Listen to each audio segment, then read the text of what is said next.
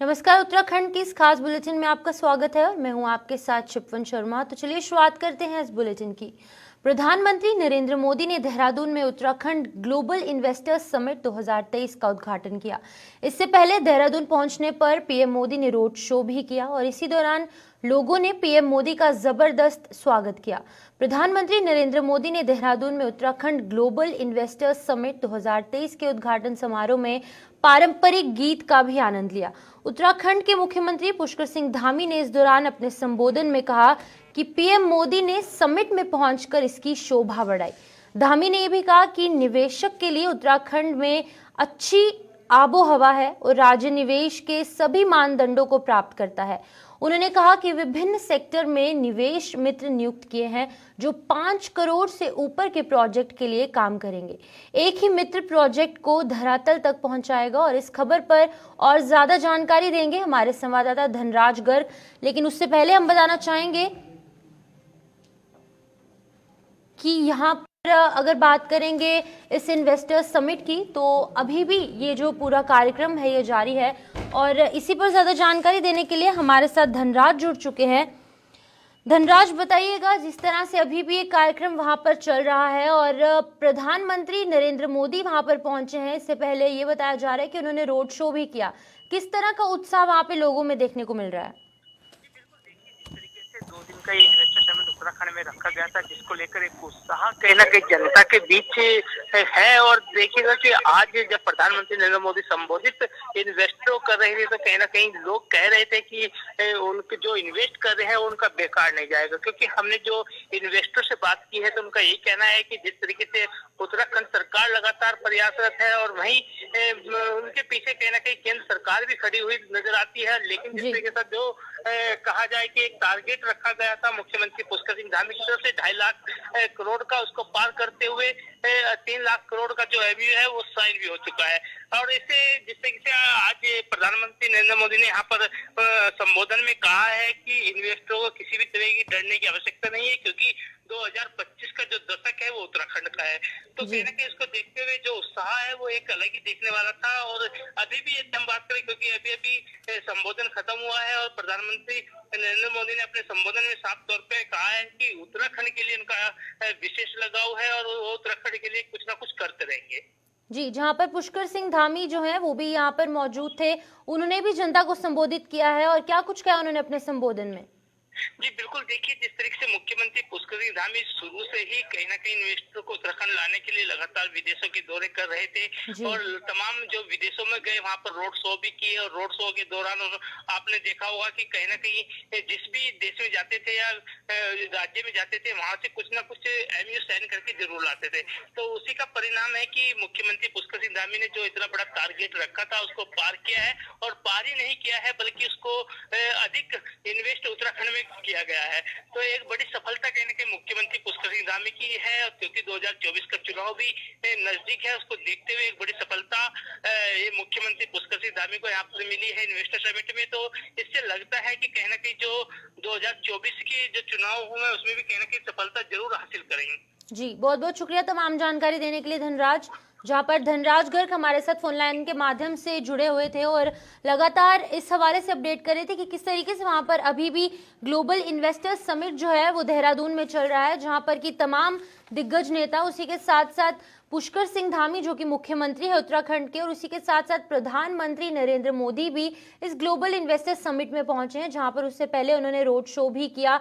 जहां पर लोगों की बात करेंगे तो लोगों में काफी भारी उत्साह देखने को मिल रहा है।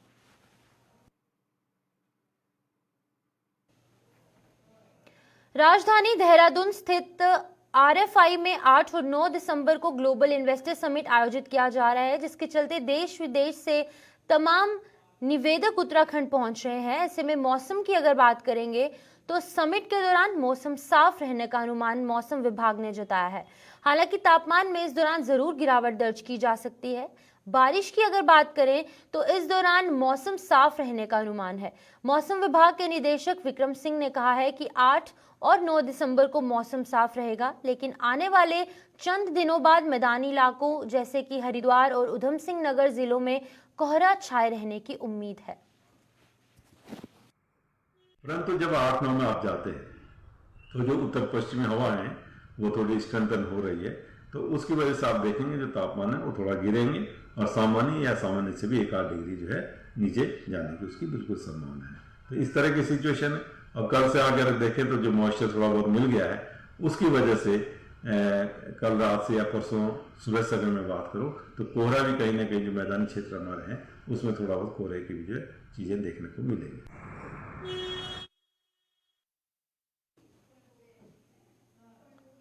शक्ति फार्म क्षेत्र के बैंकुठपुर में विकसित भारत संकल्प यात्रा के अंतर्गत कार्यक्रम का आयोजन किया गया, जिसमें विभिन्न विभागों के अधिकारी शामिल हुए।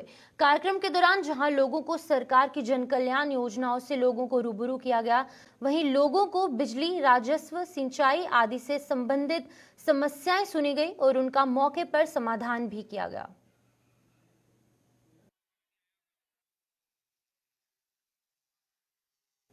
आईआईटी रुड़की द्वारा इंटरनेशनल सेमिनार का आयोजन किया गया, जिसमें कि देश और विदेशों से 800 से अधिक प्रतिभागियों ने भाग लिया। बता दें कि सेमिनार का मुख्य उद्देश्य एनर्जी स्टोरेज डिवाइस है, जिसमें कि नेट कार्बन जीरो को लेकर चर्चा हुई। वहीं प्रतिभागियों ने अपने शोध पत्र और प्रोजेक्ट के माध्यम से अपने सुझाव भी दिए। आईआईटी के निदेशक का कहना है कि 2030 तक 400 गीगावाट रिन्यूएबल एनर्जी होनी चाहिए। उन्होंने बताया कि इस भविष्य में इस पर कार्य करना एक बड़ा चैलेंज है, क्योंकि कम लागत में कैसे इस डिवाइस को तैयार किया जाए ताकि इसका फायदा मिल सके। साथ ही आने वाले समय में वाहनों में बैटरी का प्रयोग होगा और उस बैटरी की लाइफ कैसी बढ़ाई जाए, इस सभी मुद्दों पर शोधकर्ता अपने नोट्स पोस्टर लाए हैं और इस पर बातचीत भी की जाएगी।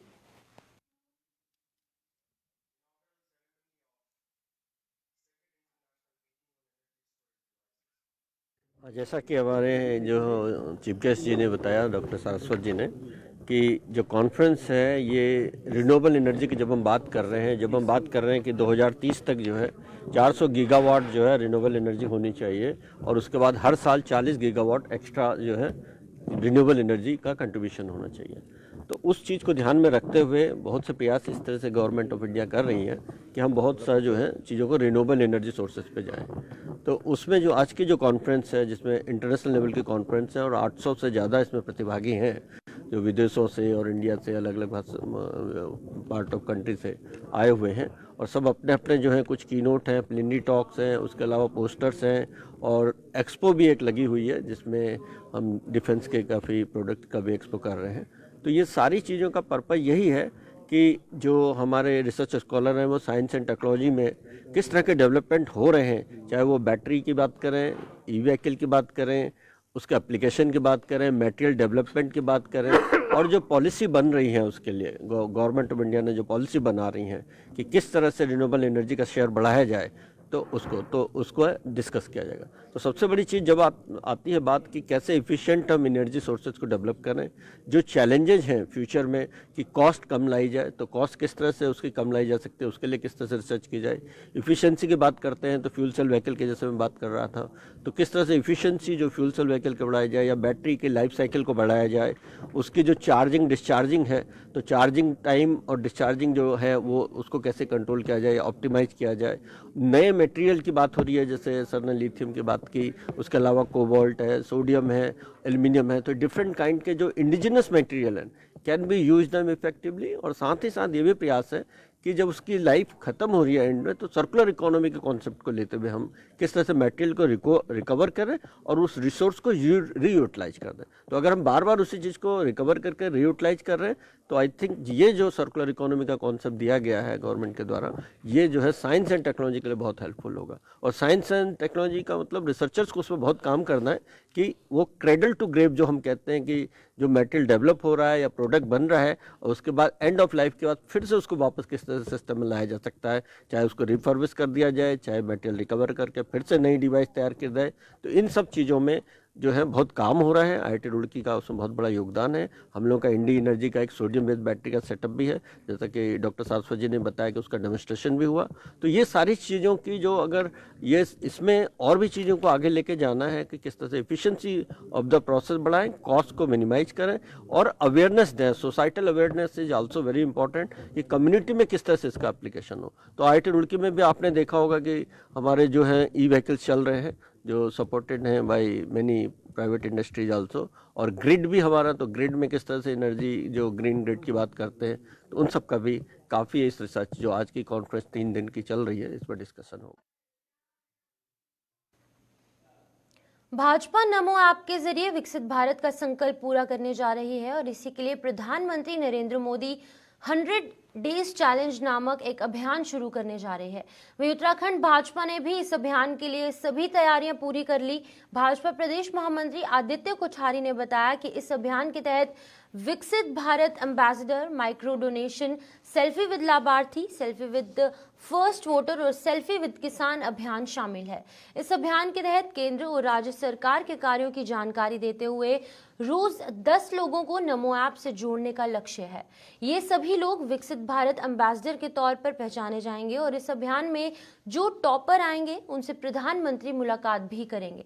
इसी के अलावा विभिन्न सामाजिक वर्गों के लाभार्थियों के साथ सेल्फी लेकर ऐप पर अपलोड की जाएगी। इसके साथ ही माइक्रो डोनेशन के तहत 5 रुपए से 2000 रुपए तक पार्टी फंड में जमा करने के लिए भी अभियान चलाया जाएगा। भारत सरकार की विभिन्न योजनाओं का, राज्य सरकार की विभिन्न योजनाओं का लाभ जिन जिन लाभार्थियों के द्वारा लिया गया है, उनके साथ में सेल्फी खिंचवाने का और उस सेल्फी को नमो ऐप पर अपलोड करने का कार्यक्रम है। सेल्फी विद लाभार्थी, तो महिला मोर्चा को हमने इस कार्यक्रम की जिम्मेदारी दी है। महिला मोर्चा कार्यकर्ता, पदाधिकारी सभी लाभार्थियों के साथ फोटो खींच के इसको अपलोड करेंगे। इसी के साथ में सेल्फी विद फर्स्ट वोटर, जो नवीन मतदाता हमारे बने हैं, जो पहली बार वोट देंगे, उनका काम युवा मोर्चा को हमने सौंपा है। इसी के साथ में सेल्फी विद फार्मर, किसान के साथ में, क्योंकि किसानों के लिए भी केंद्र सरकार द्वारा, आदरणीय नरेंद्र मोदी जी की सरकार के द्वारा बहुत सारी योजनाएं जो है जन कल्याणकारी योजनाएं दी गई हैं। उन लाभार्थी किसानों के साथ में सेल्फी खिंचवा करके नमो ऐप पर अपलोड करने का काम ये किसान मोर्चे को हमने सौंपा है। 100 दिन का कार्यक्रम इसके लिए तय किया गया है, विकसित भारत एम्बेसडर बनाने का। तो एक लोकसभा क्षेत्र में 30,000 से अधिक विकसित भारत के एम्बेसडर इसमें बनाए जाएंगे और जो अधिक से अधिक गतिविधियों की तस्वीर, फोटोज इसमें अपलोड करेगा, ऐसा उसकी फिर मेरिट बनेगी। और जो लोग अधिक से अधिक जो है इसमें फोटो अपलोड करेंगे, गतिविधियों को अपलोड करेंगे, उनसे प्रधानमंत्री जी को मिलने का अवसर मिल सकता है। इसी के साथ में प्रधानमंत्री जी उनको पत्र भी भेज सकते हैं और पुस्तक भेंट करने का, टेलीफोन पर बातचीत करने का उनको सुअवसर मिल सकता है। ये अपॉर्चुनिटी 100 दिन के कार्यक्रम। हल्द्वानी में पिछले 2 दिनों से हड़ताल पर गए ट्रांसपोर्टर्स कारोबारी ने कुमाऊं कमिश्नर दीपक रावत से मुलाकात की, जहां उन्होंने कुमाऊं कमिश्नर दीपक रावत, डीआईजी योगेंद्र रावत और आरटीओ संदीप सैनी से अपनी समस्याओं को लेकर वार्ता की। इसी के बाद ट्रांसपोर्टर कारोबारियों ने कई मांगों पर सहमति बन गई है। वहीं कुमाऊं कमिश्नर ने उनकी सभी मांगों पर चर्चा कर उसका समाधान निकालते हुए हड़ताल को खत्म करवाया। दरअसल ट्रांसपोर्टर कारोबारियों की हड़ताल की वजह से कुमाऊं मंडल में खाद्य और सब्जी संकट गहरा गया था, जिसके बाद की ट्रांसपोर्टर कारोबारी पुलिस पर उत्पीड़न किए जाने सहित कई मांगों को लेकर हड़ताल पर थे, जिसके बाद कुमाऊं कमिश्नर दीपक रावत ने पुलिस और आरटीओ के समक्ष वार्ता कराकर हड़ताल को खत्म करवाया है। देखिए, देवभूमि ट्रक वेलफेयर एसोसिएशन है ओनर्स की, इनसे एक मांग पत्र बहुत पहले मुझे मिला था, लगभग 1 महीने पहले, और उसमें आपकी कुछ डिमांड्स थी। उसमें कुछ डिमांड्स तो आपकी इस तरह की थी कि कुछ गाड़ियां ओवरलोड जा रही हैं और ओवरलोड के दुष्परिणाम हम सभी को पता है, उस पर चेकिंग होनी चाहिए थी। एक आपका ये भी कहना है कि कई बार ऐसा होता है कि किसी एक गाड़ी की चालान हुआ तो लगातार होता चला गया जहां से वो गुजरा, और जिसका इनको लगा कि इनका हैरेसमेंट हुआ है। कुछ मुद्दे आपके इस बात को लेके थे कि जो फिटनेस सेंटर्स हैं, उन फिटनेस सेंटर्स में कौन उसको चलाएगा, कैसे चलाएगा। कुछ उनके मुद्दे ये भी थे कि क्या क्या पार्स पुलिस की होनी चाहिए, क्या नहीं होनी चाहिए। और एक और मुद्दा आपका था कि टनकपुर में और रामनगर में कुछ ओवरलोडिंग हो रही है जिसपे इतनी चेकिंग नहीं हो रही है। आपको ये भी कहना है कि कुछ जगहों पे, कुछ स्थलों पे कांटे होने चाहिए जहां पे की चेकिंग हो सके। तो इन सभी पॉइंट्स पे बहुत सकारात्मक वार्ता हुई है। डीआईजी साहब भी यहाँ पे हैं, आरटीओ भी हैं, एडमिनिस्ट्रेशन भी है और आपके पदाधिकारी गण भी है। और जितने मुद्दे ऐसे थे जो फील्ड लेवल के हैं, हम यहाँ बैठ के कर सकते हैं, जिनका प्रैक्टिकल सोल्यूशन हो सकता है, उन पे कंसेंसस बन गया है।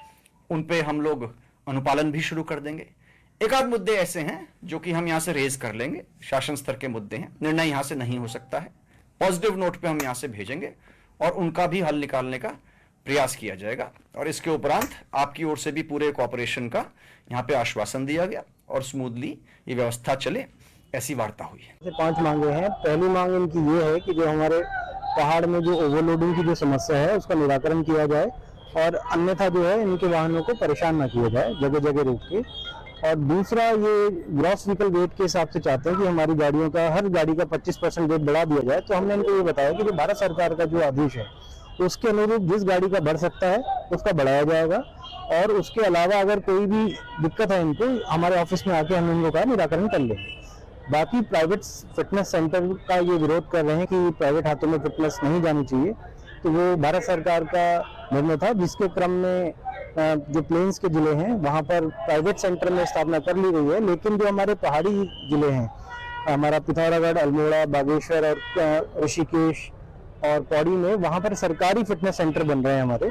तो उसमें ऐसा नहीं है कि हम सभी जगह प्राइवेट सेंटर खोल रहे हैं।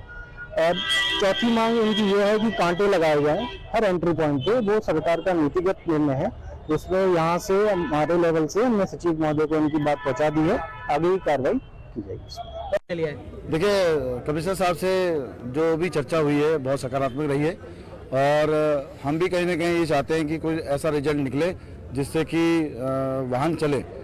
और जो आज उनसे आश्वासन अभी मिला है, कल हमें लिखित भी मिल जाएगा, जो उन्होंने कहा है हम कल लिखित दे देंगे जिन पॉइंट्स में हमारी बात हुई है।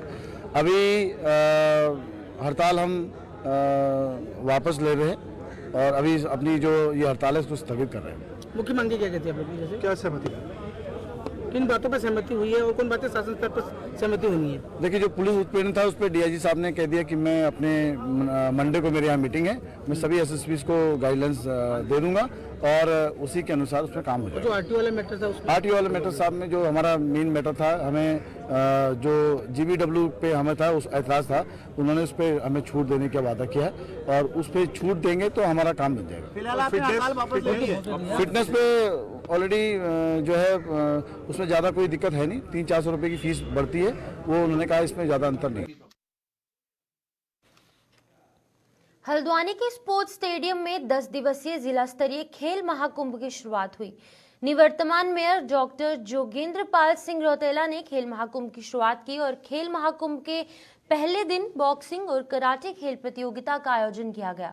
जनपद स्तरीय खेल महाकुंभ में ब्लॉक स्तरीय खेल महाकुंभ से विजय होकर आए खिलाड़ी प्रतिभाग हैं और अगले 10 दिनों तक चलने वाली इस प्रतियोगिता के बाद राज्य स्तरीय खेल महाकुंभ में ये खिलाड़ी प्रतिभा करेंगे। इस दौरान वर्तमान मेयर डॉक्टर जोगेंद्र रौतेला ने बताया कि पूरे प्रदेश में खेल महाकुंभ के जरिए स्पोर्ट्स का माहौल बना है और ये हमारे लिए शुभ संकेत है कि आगामी वर्ष में राष्ट्रीय खेलों की मेजबानी उत्तराखंड को मिली है।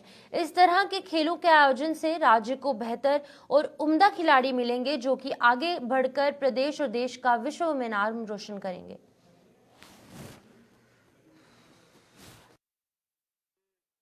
खेल महोत्सव 2023 की जनपद स्तरीय प्रतियोगिता का आज शुभारंभ था।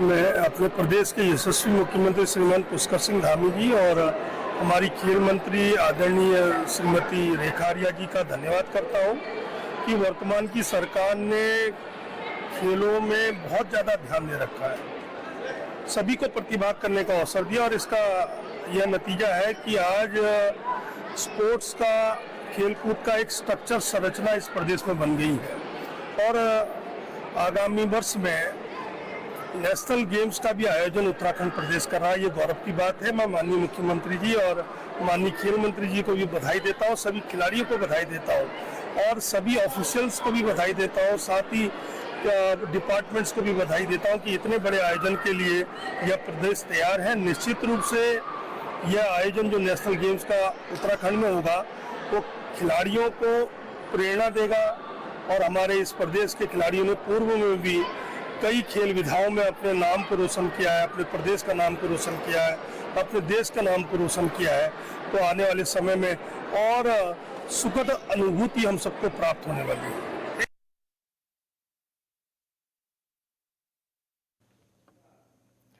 बाघ के हमले में महिला की मौत के बाद रामनगर में लोगों में दहशत का माहौल पैदा हो चुका है, जिसका असर अब स्कूल कॉलेजों पर भी दिख रहा है। जहां पर राजकीय इंटर कॉलेज ढेला में बाघ के हमले से भयभीत बच्चे स्कूल नहीं पहुंचे। केवल 10% बच्चे ही स्कूल पहुंचे, जहां पर यह बताया जा रहा है कि स्कूली बच्चों ने वन विभाग से उन्हें स्कूल लाने और छोड़ने के लिए अपील की है। पूर्व में भी इस क्षेत्र में एक घटना हुई थी, जिसके बाद से वन विभाग ने लगातार 10 दिनों तक बच्चों को सुरक्षा के बीच लाने और छोड़ने की जिम्मेदारी निभाई थी। उन्होंने कहा कि वो वन विभाग से अपील करते हैं कि बच्चों की पढ़ाई और सुरक्षा को ध्यान में रखते हुए इनकी गारंटी वन विभाग ले और उनको जब तक बाघ की मूवमेंट क्षेत्र में है तब तक आने जाने के लिए वन कर्मियों को तैनात किया जाए। आपको बताते चले कि कॉर्बेट टाइगर रिजर्व के ढेला रेंज के अंतर्गत सावलंदे पूर्वी बीट में बाघ द्वारा एक महिला पर हमला कर उसे मौत के घाट उतारा गया, जिसके बाद कि लोगों में दहशत का माहौल बना हुआ है। सर, बाघ ने जब से महिला को मार तब से सभी बच्चे डर रहे हैं स्कूल आने में। तो हमारी वन विभाग वालों से यह मदद हम चाहते हैं कि वो हमें घर छोड़ भी दें और हमें स्कूल लाने में भी मदद करें थोड़ी, क्योंकि सारे बच्चे डर ही रहे हैं। दिक्कत हो रही है क्योंकि अकेले जंगल के रास्ते में डर लगता है और पटरानी में हमारे एक लेडी को बाघ के हमले द्वारा मारा गया है, तो इससे सभी को डर लगता है। और हम ये चाहते हैं कि पटरानी से आने में यहाँ बहुत दिक्कत होती है, तो वन विभाग द्वारा हमें यहाँ से ले जाने में और यहाँ छोड़ जाने में सहायता मिले। पटरानी से हमारे काफ़ी बड़ी संख्या में बच्चे आते हैं, लगभग 100 के आसपास बच्चे पटरानी से आते हैं हमारे लगभग। और अभी हुआ यह है कि फ़िलहाल तत्काल कल ही एक महिला को, उनकी बच्ची भी हमारे यहाँ विगत वर्ष में पढ़ती थी, उसको बाघ ने उनको मारा है। तो उसके बाद थोड़ा काफ़ी आतंक एक तरह का हो गया है और हमारे बच्चे काफ़ी भयभीत हैं। और आज तो बहुत कम संख्या में, मुश्किल से मैं कहूँगा 10% बच्चे पटरानी के आ पाए, वो भी उनके भी गार्जियन साथ में बाद में आए। और हम लोगों ने वन विभाग से भी ये मांग की है और अपील भी की है, उनसे निवेदन भी किया है कि पटरानी से आने जाने वाले बच्चों की सुरक्षा की वो थोड़ा सा जिम्मेदारी लें ताकि सभी सुरक्षित आ जा सकें।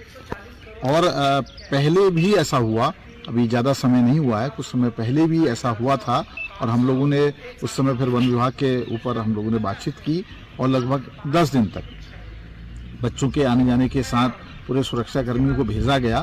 फिर माहौल थोड़ा शांत हो गया, लेकिन अब ये एक नई चिंता हमारे सामने है और हम चाहते हैं कि बच्चों की सुरक्षा की गारंटी विभाग ले। अवैध खनन के खिलाफ प्रशासन और खनन विभाग ने एक अभियान शुरू किया है। इस अभियान के तहत उप जिलाधिकारी और जिला खनन अधिकारी ने ग्राम कटारपुर और बिशनपुर में बुगियों का औधिक निरीक्षण किया। बता दें कि इस दौरान ग्राम कटारपुर के 2 स्टोन क्रशरों का निरीक्षण किया गया, जिनमें से एक स्टोन क्रशर पर ताज़ा कच्चा उपखनिज RBM पाए जाने पर पैमाइश की गई, जिसमें E-रवन्ना से अधिक उपखनिज पाए जाने पर जुर्माने की कार्रवाई की गई। वहीं बिशनपुर कुंडी में स्क्रीनिंग प्लांट, ट्रेडिंग भंडारों का भी औचक निरीक्षण किया गया, जिसमें पैमाइश के दौरान E-रवन्ना से अधिक उपखनिज पाए जाने पर जुर्माने की कार्रवाई की गई।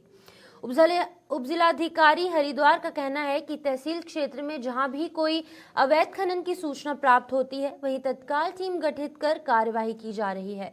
जिला खान अधिकारी हरिद्वार का कहना है कि खनन विभाग की टीम लगातार पूरे जनपद में गश्त कर रही है और इस समय समय पर कार्रवाई की जाती है। में शिकायत प्राप्त हुई थी कि बिशनपुर और कटारपुर क्षेत्र में कुछ बुग्गियों द्वारा इलीगल किया जा रहा है और कुछ स्टोन क्रशर अवैध खनन कर मेटल जमा कर रहे हैं, जिसमें हमारे द्वारा कटारपुर में एक स्टोन क्रशर को कार्रवाई की गई है और उसके पश्चात बिशनपुर क्षेत्र में 3 भंडारणों पर कार्रवाई की गई और साथ ही एक स्क्रीनिंग प्लांट जो उपखनिज लेके क्रय कर रहा था उसको भी सीज करके कार्रवाई कर दी गई है।